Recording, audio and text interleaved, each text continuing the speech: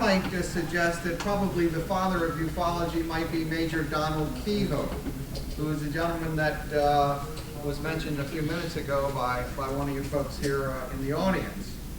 Well, to the extent that Donald Kehoe may be the father of ufology, I dare say that his close friend, Richard Hall, would probably be the godfather of ufology.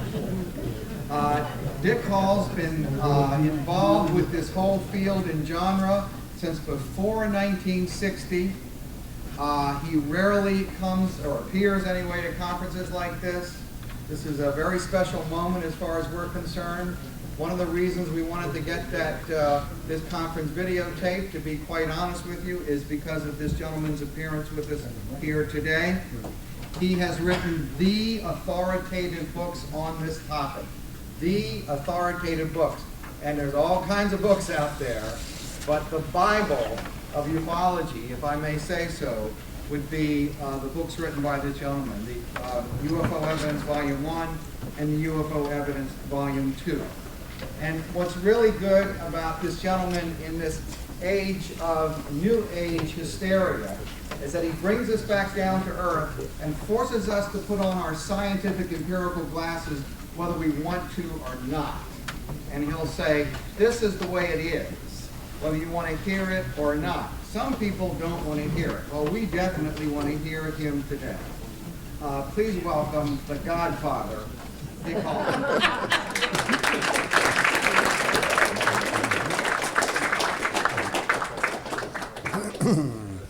I'm feeling more like the grandfather of ufology. My talk is going to be heavily dependent on this. Could we have the lights down just a little bit, part way? And I got to get used to using this gadget.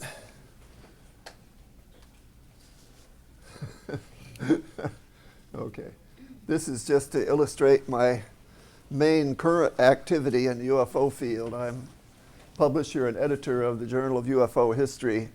It's published 6 times a year. And there are a few remaining copies back there that I'm selling cheap today for $1 each. And I have a special discount rate for attendees today if they want to take out a full subscription. Now I got my plug in. I might plug the plug. It's excellent. All right.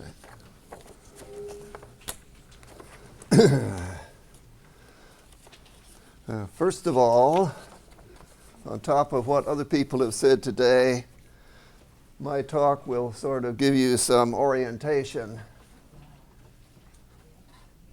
It's hard to see at this angle. Is that straight, I guess?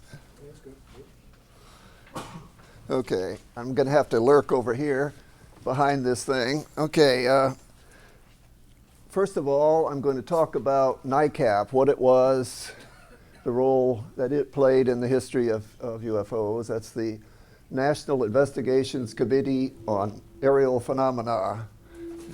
Where's the feedback coming from? I must be conflicting with something over there. And for further orientation, a lot of these cases have already been mentioned by various speakers today. And the ones you see, the time period with check marks is where I'm going to be focusing most of my attention, although I'll wander back and forth a little bit as we go along here. And during my reign at NICAP, we had what I call the mother of all UFO waves. That was in the 1964 to 1968 period. And I was sitting there in downtown Washington. This information was all being funneled into me. And it was quite an extraordinary experience, to say the least. I remember the 1952 sightings that were talked about earlier, and Peter showed a film earlier this morning from the documentary UFO. This is a contemporary Washington Post headline. Doesn't quite fit on there. I see where the feedback's coming from over here. And this is saucer Saucer outran jet. Pilot.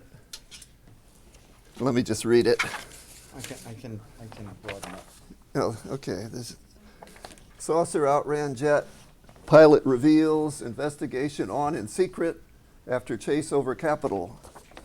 Radar spots blips like aircraft for nearly 6 hours, only 1,700 feet up. That's the front page of the Washington Post. Here, the next one is this one.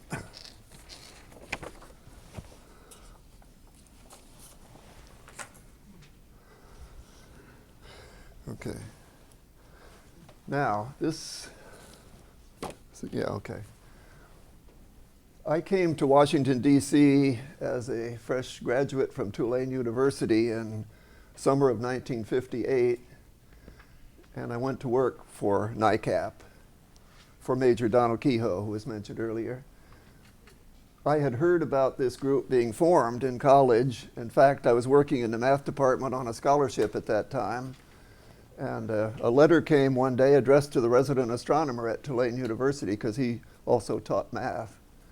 And it announced the formation of this group with admirals and generals on the board and scientists. And I said, oh boy, this sounds great, because I had been aware of the 52 sightings, and I had been aware, as Don was, of the 47 sightings generally.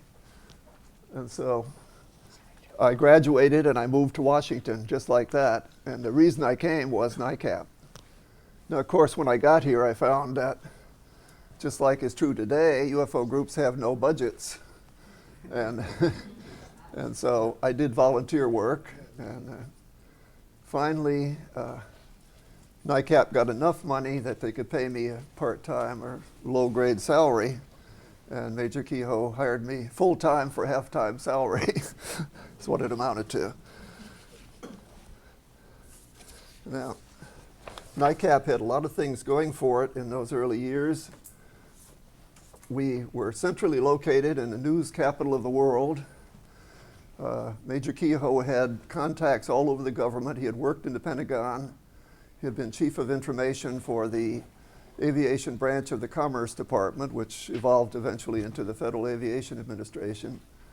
And he really knew how to work the bureaucracy in many ways. And we had super talented people on the board of governors and on the panel of advisors, people in aviation and sciences and everywhere, every appropriate organization. And so, early on, we had some good success in getting out various news stories. This was before I arrived, I guess, this part of it. Yeah, this is the early 1957. Flying saucer outruns jet plane in Far East. And we got leaks, by the way, from people in the Air Force, people in FAA, or the modern day equivalent of FAA. This came from FAA people. Radar tracking objects going 3,600 miles per hour over LA. These are all our news stories. You'll see, if you could read them, you could see NICAP being mentioned in those various news releases. This is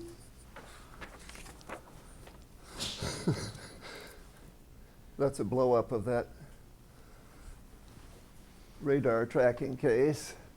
Incident was reported to the National Investigations Committee on Aerial Phenomena by Civil Aeronautics Administration control tower operators.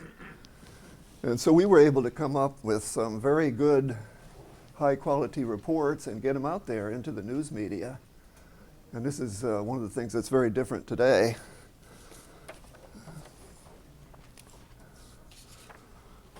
Also, just before I arrived at NICAP, there was one of the major waves of UFO sightings in November of 1957, which, among other things, this was sighted in January of 1957. That's Trinidad Isle off the east coast of Brazil. And there was an oceanographic vessel, the Admirala Saldina or something like that. I don't speak Portuguese. It was tracked on radar coming in, and there was a photographer on board. There were all kinds of people on board, scientists and photographers and military officers. And the photographer was called out and got a sequence of, I think it was 4 pictures, and this is one of the clearer of it, but it maneuvered around in a path and pattern that could be reconstructed afterwards. And you can see it's a Saturn shape. This is a slightly enhanced version of it. If you look real close, you can see what looks like portholes along just above below the rim there. So it's a fairly typical UFO. The Air Force debunked it. The reason I'm going to be mentioning the Air Force so much, by the way, is in those days they were responsible fully for the UFO investigation. They were the government agency, and every other agency referred any cases to them. And so for a very long time, NICAP's main activity in life was trying to offset the Air Force debunking and get the true story out. They debunked this one and found some excuse for it. Now, just recently, I discovered this.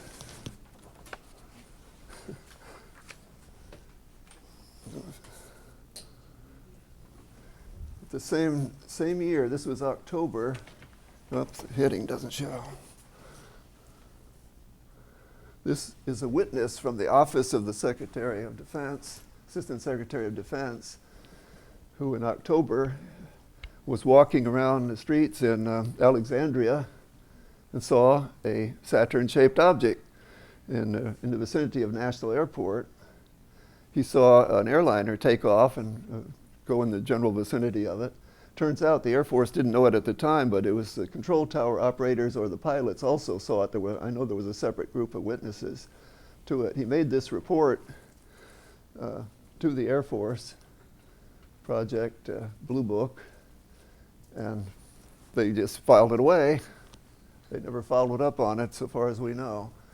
But it's a very interesting confirmation. And the Saturn-shaped UFO is like a standard model UFO. It's been seen all over the world, and some of Carl's objects emerging from water were Saturn-shaped. Now, interesting to me, because I was in Washington when this sighting happened, and we didn't have a clue about it, and we had pretty good contacts. I just, as I say, discovered that one recently. Now, over the ensuing years,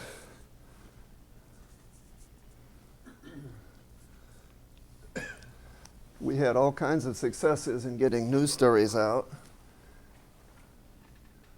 This is, for anybody who's read Frank Edwards' book, Flying Saucers, Serious Business. There were a lot of people, that was the first book they ever read on the subject. This is where he got the title, because the Inspector General of the Air Force, and mind you, in the context of all the debunking that was going on by the Air Force, put out a private thing to Air Force Command saying flying saucers are serious business. We must investigate them very carefully and thoroughly. And boy, did that get publicity. This was all over. This is Los Angeles Examiner, New York Times. This one just off the screen is Stars and Stripes that carried it. You want to see a big headline? That's from a California paper, Monterey, I think. Air Force issues saucer warning. That's the same story. You can see it struck a chord because the Air Force had been debunking all along. Now you want to see a really big headline. This was so big I couldn't capture it on my scanner, so I brought along the original. This is from, I think, Houston newspaper.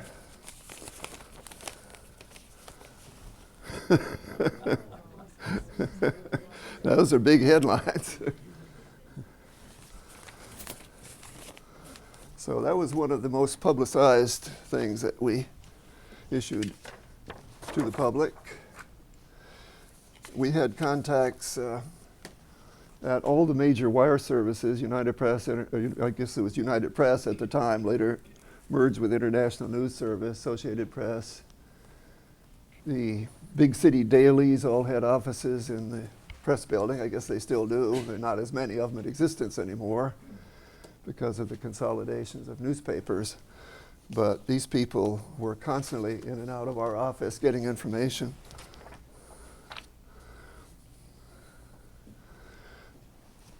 This is a case I was directly involved in. And you note that's the Kansas City Star. There was a sighting in Redmond, Oregon in September of 1959 in which a disc-shaped object was hovering. It was tracked on radar. Air Force jets were scrambled to chase after it. Air Force denied it ever happened. Well, we went to our contacts in FAA and we got the logs showing it was tracked on radar and it was a real sighting. This is Major Kehoe being quoted about it here, about that case.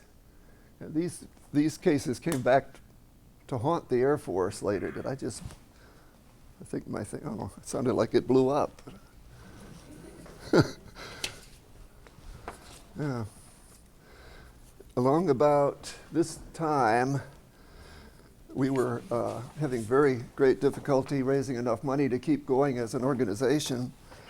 And Major Kehoe conceived the idea of developing a documentary report. Make a long story short, because we're a little pressed for time, this was the UFO evidence. This is him holding a copy of the UFO evidence. That's what the original Volume 1 looked like. And that's a collector's item now. You can find them on the internet, but I think they charge $50 or more for them now. And that UFO evidence report was sent to every member of Congress, and we got requests from every federal agency imaginable, including the CIA, who came around through a bookstore in Georgetown. We were able to trace it back to them. They ordered copies, more than one copy, through a Georgetown bookstore. A copy of it turned up in Air Force files, annotated. This was found later in Dr. Hynek's personal records, a copy that had been annotated by somebody in the Air Force in the information department saying, why don't we have this case? And things like that. It was very interesting to see after all these years.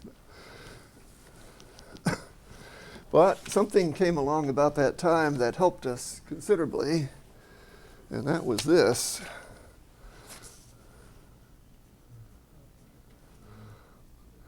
And that's from the Albuquerque paper, and this is from Idaho Sunday Statesman.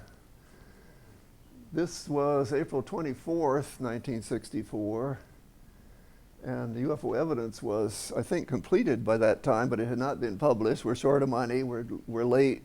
It didn't see the light of day till July, but then this came along and stirred up all kinds of additional interest. And I assume most people are aware of it. I've just briefly, a thing landed in a gully outside of Socorro, and Lonnie Zamora, whom we talked to on the telephone, I believe Don talked to him on the telephone too, at that time, is a local policeman of meticulous reputation. He worked with Dr. Lincoln LaPaz tracking down meteorite falls. He was highly regarded in the community, and he went over to investigate what he thought. He heard a crash and an explosion sound, went over, stopped a pursuit that was in progress to investigate what had happened. He thought a dynamite shack had blown up or something. And so he got out of his cruiser and looked, and there was this elliptical object sitting on four legs down in the gully, and he took it. He thought it was an overturned car. He couldn't grasp what he was looking at. And then he saw there were two little people standing next to it, and they disappeared apparently into the craft. And he heard like a door slamming or closing, and the thing took off with a loud roar and then became totally silent when it got off the ground, which is really strange from a propulsion standpoint. And then it took off laterally at a pretty good clip. It wasn't lightning fast, but it was a lot faster than a drifting balloon, and it took off at a pretty good clip across the countryside. Years later, we got a report from a guy who was camping out in the hills that it flew over, who saw it fly over too, which was an interesting little feature.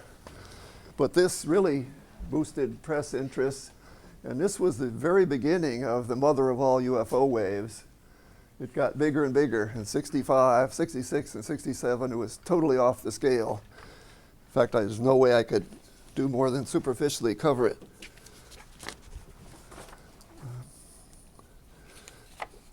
In March 1966, there was a famous bunch of sightings in Michigan, which got Gerald Ford, he was then House Minority Leader, involved and took a role in getting hearings and getting an outside check on the situation. But even before that, the interest had gotten to the United Nations. And this is a letter from the Secretary to the Secretary General of the United Nations, which I had some contact with him, and the Secretary General was beginning to look into the whole thing because this was happening elsewhere in the world too. It wasn't just in the U.S. And later on, there were 2 different sessions held at the UN. And again, I'm not going to be able to get into them in detail today.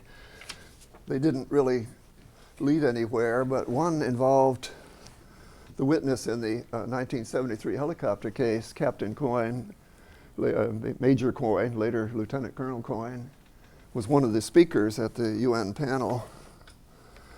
And then along came the Michigan sightings, and Dr. Hynek issued the words that he regretted for the rest of his life, that what people were seeing in Michigan was swamp gas.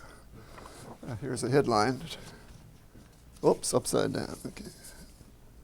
Those saucers only swamp gas.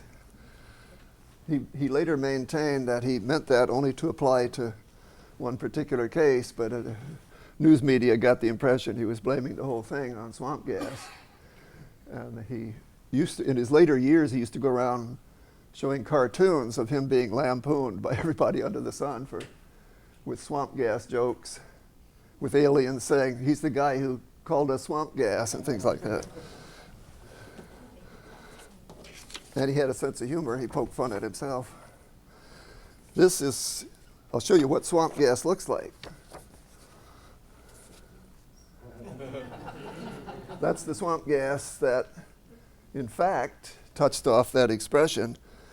It was seen landing in a marshy area. It was sitting down in there, lights on it were pulsating. Police deputy sheriffs surrounding the area. Thing took off, it buzzed one of the patrol cars on the periphery of this thing, and the officers, it goes right over their head. And we got the police reports. We got the reports from the sheriff's department, and they were quite astounded at what they were seeing. But it was a pretty typical UFO, lights around the center, a dome, sometimes with this spindly-like legs. He may not have retracted the legs yet in this, I don't know. And so that was really an amazing time period. We had all the major news media after us, even magazines like The New Yorker, and all sorts of people. Just incredible, the interest that it touched off. Major Kehoe, on behalf of NICAP, says to the Air Force, why don't you guys release all these reports and stop lying to the public? You can see NICAP mentioned there again. And of course they didn't, but we sparred with them for years. And then Jerry Ford got into the picture.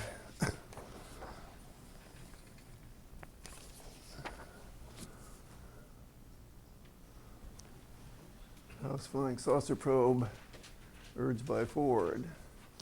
We were in direct touch with his office. In fact, I had a letter from him. What did I do with it? There it is.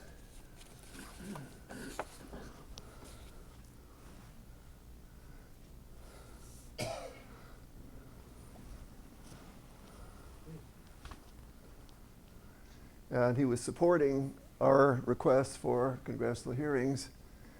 As you know, the House Committee on Armed Services has held a hearing. Oh yeah, this is a little later. I got this, that's why I couldn't find it. Okay. But he did, he issued a statement before that in late March. This was the hearing, this is the cover of the hearing document that was actually held. Unidentified Flying Objects, House Armed Services Committee, April 5th, 1966. Now this hearing was a put-up job, as congressional hearings often are. I worked for Congressional Information Service for a lot of years, and I retired from there, which is a private organization, not the one associated with Congress directly, but we, in fact, even published some documents for Congress. My job was to sit there and read congressional information all day. You can imagine how much fun that was. But in these hearings, they rigged it up so the Air Force could get off the hook. They had a general comm and Heineck comm and so forth, and they said, yeah, it's time to take a new look at it and so forth. And it was a transition into the shake-up of Project Blue Book, which we were instrumental in helping to bring about, and eventually the University of Colorado UFO study.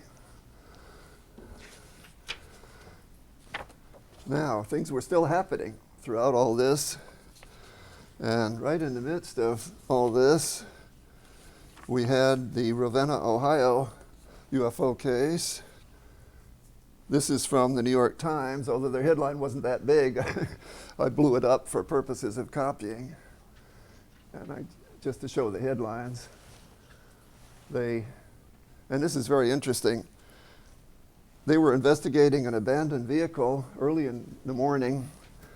This huge object rose up out of the woods alongside the road, illuminated them with a light beam. They ran to their patrol car for cover, radioed it in. They said, keep in sight, we'll send a camera car out. The thing started playing cat and mouse and pulled away, and they followed it for 85 miles into Pennsylvania, picking up other police units along the way who were hearing their calls, you know. And so they'd go by an intersection, there'd be another sheriff's car sitting there, and they'd go right by. They joined the chase. So they had a whole caravan of police cars going into Pennsylvania, where it finally hovered.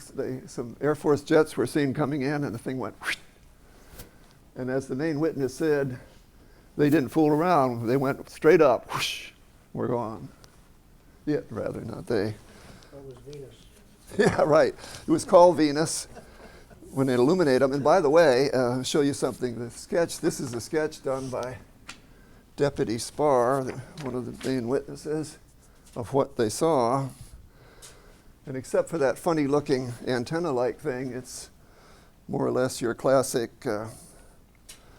one bowl inverted on top of another configuration. And it was very bright, so it was probably hard for them to see much detail, but this is the beam that illuminated them, caught them in the beam. And an interesting thing is that when this thing rocked, wobbled, the light beam wobbled with it, you know, so it went back and forth a little bit at an angle. And then when it took off, by the way, they'd chase after it and it would get out of sight. Then it would stop and wait for them to catch up.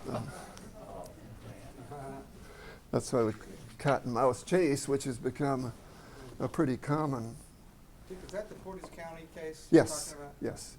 It was Ravenna, Ohio, Portage County Sheriff's Department. So in due time, it was announced that there would be an outside study of Project Blue Book, and the University of Colorado project came up. And just to prove that I'm an expert, I'm going to prove it right here. That's me 40 years ago. And interestingly, that isn't what we said, by the way. They garbled it. But this, we were met, we flew out on TWA Airlines and as VIP passengers, first and only time that ever happened to me. And we were greeted and ushered into a private room at the airport, and the newsmen were brought in, and we had all these interviews. And one of the stewardesses, as they used to be called, invited us up to a front compartment of the plane, which I think was a Boeing 707. And I've never seen this configuration before. Maybe Don would know, but it had a private cubicle where they had coffee with closed doors. And we went in there and sat down across the table, and they were asking us questions. And one of them identified herself as a niece or something to Rod Serling.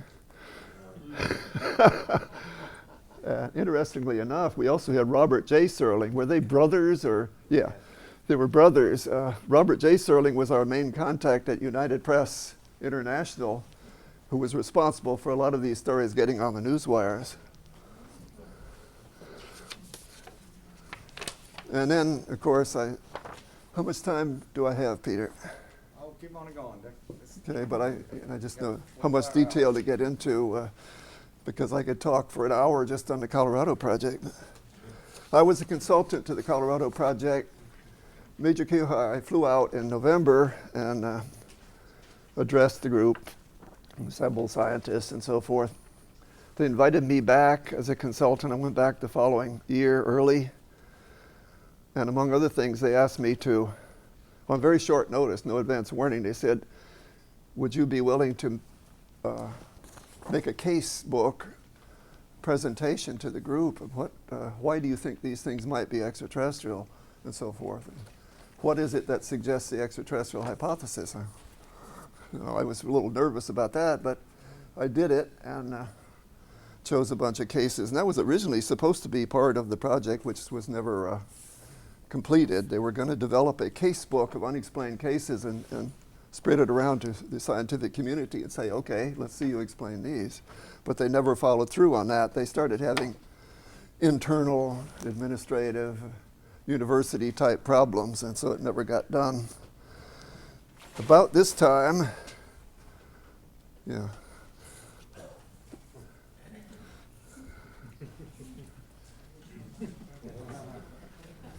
Let's see them explain that one. This was in Saturday Evening Post. And it's very interesting in retrospect the role that newspaper editorials and cartoons played in swaying public opinion and getting more serious attention to the subject. During the 65 and 66 wave, I could have shown you dozens of editorials from newspapers all over the country saying it's about time we take a serious look at this. Christian Science Monitor, favorable editorials, Houston papers, and so forth. And so there were lots and lots of cartoons like this. I'm going to show you a few more. In fact, what time do we close? Well, because I want to leave. I don't want to cut into Bruce's coming up after you. But yeah, I want to allow him enough time. That's. Well, if you go to. Infinite time. Okay. All right. Oh, I see what happened here. Yeah. All right, I'm going to get a little bit into the October 1973 wave because after 1966 and the Condon Project and everything went sour and nothing was ever accomplished really, the next major wave was in the fall of 1973. And here's a clipping from the Washington Star News. There used to be 3 papers in Washington, the Post, the Star, and the News. And the Star and News merged, and this is at that merge stage. And this includes the Charles Hickson abduction case in Pascagoula, Mississippi that was brought up, I believe, earlier.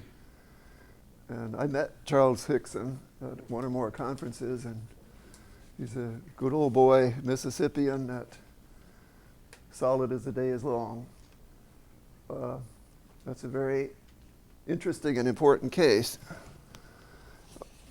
Shortly after this news story was published, then we had the helicopter case.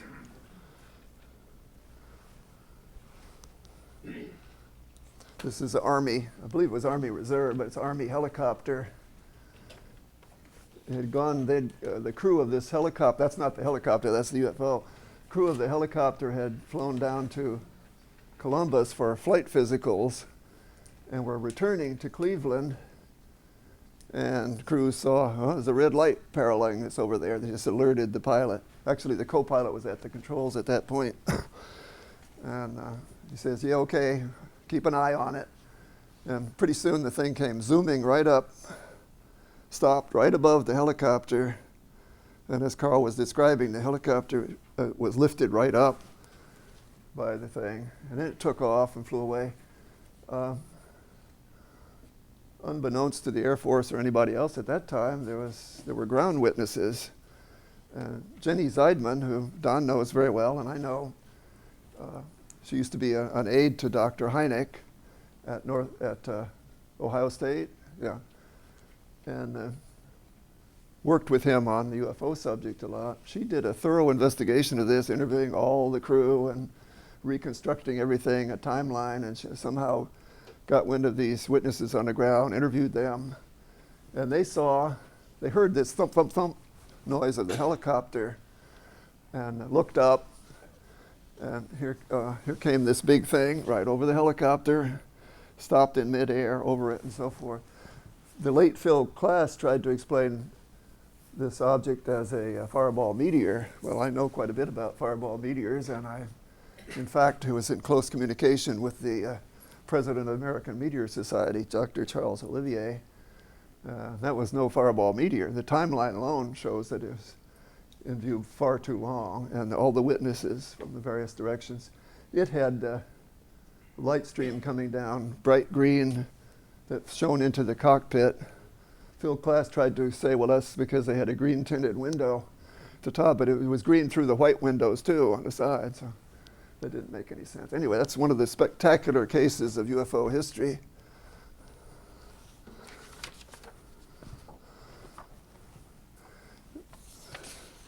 Okay, I have a few cartoons to wind up with. I just briefly want to say, live up to the title of the talk and compare then and now.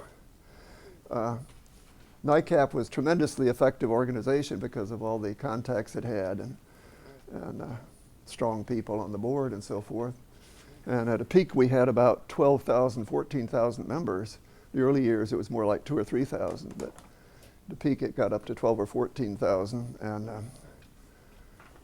And we had about 12 staff members of various volunteers or part-time, pay, no pay. I never even collected all of my pay. And so there's nothing comparable to that today. The closest thing we have is the UFO Research Coalition, and anybody who wants to support UFO research should donate or contribute to the UFO Research Coalition or one of its member groups, the Fund for UFO Research, Mutual UFO Network, or Center for UFO Studies. They're all very worthy of your support. So that's number one thing that's changed. To me, most importantly, the subject has become immensely more complicated and confusing than it was in those days. In those days, it was pretty clear cut.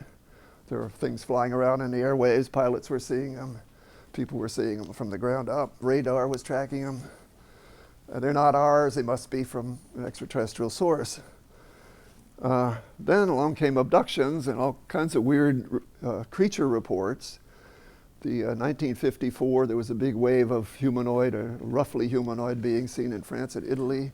1955, there were all kinds of weird offbeat creatures seen that don't fit any of the patterns.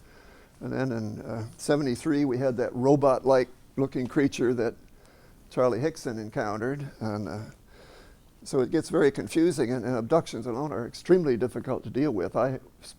Rob and I worked together for a few years there, and what a strain on your state of mental health and your pocketbook and everything else, because it's extremely complicated. You need really high-powered people involved in studying those cases. And I thought Sue's talk this morning was superb.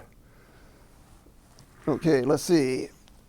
News media have changed, sea change since those days. I mean, we had all these wonderful contacts, and we're able to get so much done through them. Look, today, you can't get them to pay any attention at all. Newspapers have merged. The state of news reporting is largely pitiful. Network news, people are constantly sort of saying it's a vast conspiracy of corporations. I don't buy that. It's just that the way it's evolved is just pudding now compared to what they used to be in the way of any kind of decent investigations. I'd like to know whatever became of investigative reporters. We need them badly. Leslie Kane just had a story on Associated Press that broke last night or this morning. Peter mentioned it at the beginning this morning. And they watered it down considerably from the information that she gave them. But it's like pulling teeth to get any kind of decent UFO coverage. And you always start out, UFO enthusiasts say, and I'd like to punch the guy in the mouth that says that to me someday. I'm not an enthusiast. I wish the damn things would go away. They're very hard to deal with. I think those are the main differences between then and now. One thing that's constant is the lack of support for serious investigation. Oh yeah, other thing I wanted to mention. Of course, the internet has made a huge difference on everything. I think mostly for the worse. I hate to say it because it's a tremendously useful tool. But people coming along and say, want to find out about UFOs, well, I'll just go on the internet. And boy, do they get a lot of garbage. I mean, you better work through one of these groups if you want to get help sorting through the garbage, because it's not ufology, it's garbology on the internet to a large degree. It's a mess on there, but the main groups have their own websites and they're worth looking at. And in my little website, well, I can give it to anybody who wants it. I have some links on there that are worth taking a look at. Now, just to close on a happy note, I'll show you a few more cartoons. What's the website? The website is What is it? www.hallrichard.com. I have a UFO page. It's not exclusively devoted to UFOs, but I have links and I have some of my articles are on there too, including the paper I presented to the University of Colorado project and a paper with strong cases and so forth and so on. Yeah, this is fairly typical of one of the types of cartoons, because the Air Force took tremendous ridicule because of their handling of the subject, and the whole thing became a huge embarrassment to them. You almost began feeling sorry for them because that's why they finally. I think it may be, but that's one. Here's a couple of my favorites coming up here. This is a New Yorker. Whoops, I keep forgetting and putting it upside down.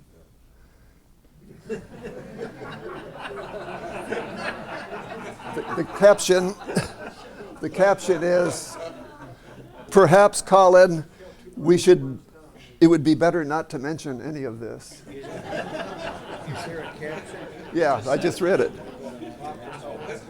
Perhaps, Colin, it would be better not to mention any of this.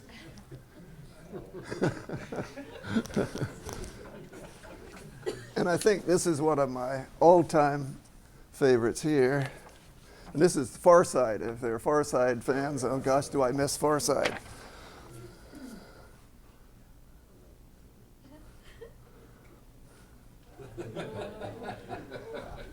You see, if you can't see it, those are dogs in the flying saucers. Well, they finally came, but before I go, let's see you roll over a couple of times.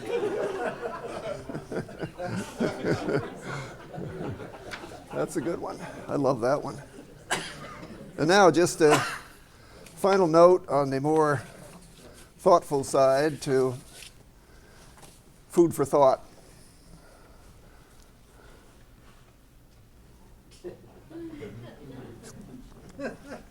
And you can see the little antennaed creatures peeking out there. Do you suppose there's life under other rocks? And let's leave it at that. I'd love to answer a few questions if we have time, but let's not let it run too long. Yes, sir. Given your perspective on reports over a long period of time, do you have any particular observations or thoughts on the phenomena of the large, slow-moving triangles? That Oh have been boy, reported in yeah. recent years? That's relatively new, and frankly, I don't know what to make of them. You know, you want to think, well, they must be secret, U.S. craft, but that doesn't make sense either because they don't fly aerodynamically. They got to triangular object, but some of them fly broadside forward, you know, or hover or move at very low speeds. How do they sustain aerodynamic flight?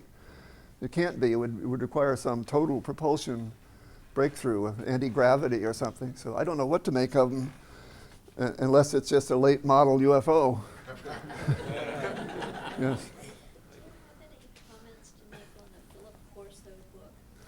I'll be glad to comment on the Philip Corso book. I think it's total fiction.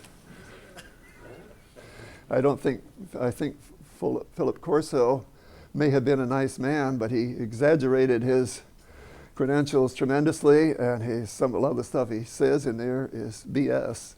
Frankly, I do not buy it at all. That's my opinion. You can read it for yourself. You might tell her about what the senator, he endorsed. Yeah. Senator Thurman was alive at the time, and under false pretenses, he was asked to write a foreword, or I guess it was a foreword, to a book by Corso, and he wrote the foreword, and then it turned into this book instead of, he thought it was going to be a biography. I don't know. If I had time, I could do a thoroughgoing rebuttal. I don't think we should take the time. Anybody else? Yeah. Have the sightings decreased today, or is it just lack of reporting? That's a very interesting question, and I'll give you one answer today and another one tomorrow probably, but I suspect a lot of it has to do with the lack of reporting. Although the character of the sightings has changed. And I think Don and others had pointed out there's not so many daytime sightings now. There are certain types of things you don't see anymore. And of course, once abductions came to the picture, the whole character changed drastically. You don't even see humanoid beings anymore very often. Occasionally you do. But I still suspect that the lack of reporting has a lot to do with it, because every time there's some decent publicity, we experienced this phenomenon at NICAP several times. There'd be long lulls between activity. Then when there was some publicity, boom, all these sightings came out of the woodwork. And when the Colorado project came along, it was astounding. There was a whole scientific underground, and some of them named scientists, that came out of the woodwork. It's being treated seriously. Funding's available. Wow. And they came out. Or do you think during the 40s, 50s, and 60s, we weren't as technically advanced, whereas today we could defend ourselves more? Do you think these beings Do I think we c- fearful of us? I don't think we could defend ourselves. No. Right. No, I don't think we have a chance in that regard. A case I didn't get into, I don't know what the subject of Bruce's talk, maybe he could cover it a little bit, the Belgian Air Force F-4s, I think, that were F-16s that were chasing radar visual UFOs, and the things would go, you know, up, down, sideways. They just totally outmaneuvered the F-16s. You know, there was just, but we haven't seen a whole lot of hostility. There are some things you could interpret that way, but not a whole lot. I mean, if they were out to get us, we wouldn't be sitting here talking today, probably. That's the way I look at it, anyway. What's your opinion on crop circles? Are you following them at all? I'm not following them because although there could be some UFO connection, I don't see a strong connection, and there are enough mysteries, and I only have so much time, and I'm not going to live forever, so I don't have time. I think it's an intriguing phenomenon, and it's well worth consideration. There's a website, if I get it right, it's www.blt.org, I think. That's the scientific group that's doing sampling and field investigations and so forth, with a real chemist and everything analyzing samples. In the mid-90s, after the original Rockefeller Disclosure Initiative, the CIA put a story out and admitted to Bill Broad at the New York Times that we used to call it the UFOs were us story, where they acknowledged that many of the sightings from the earlier days had been exotic aircraft and recon things, and they put that out on the record. Right. Well, My question for you is, I was going to anticipate it, but go ahead. well, my question for you is, over the years, obviously some of what was reported to you was exotic aircraft under development. Colonel Hennessy was protecting the stealth operations at the Pentagon. Practically Did you none. ever Practically go- none. Did you ever go back and say, okay, now that this has been declassified, this is what we think this case was or that case was? Bruce, are you going to be covering that? He ain't gonna talk about it. Very briefly. Very briefly. Well, my simple answer would be that exotic aircraft accounted for practically none of the strong UFO sightings. And even among the witnesses was Kelly Johnson, which I wish Don had gotten into describing, of the Skunk Works, who had his own sighting that was reported to the Air Force. No, I can't even think of a case offhand that we've reported and investigated that turned out to be. They made a deal that it was U-2s. Well, U-2 isn't that readily visible to begin with. It's going to be way the heck up in the atmosphere. You know, it doesn't cause swamp gas cases down on the ground and so forth, you see. But okay, I want to wrap this up to make sure I don't cut into Bruce's time, so thank you very much for your attention.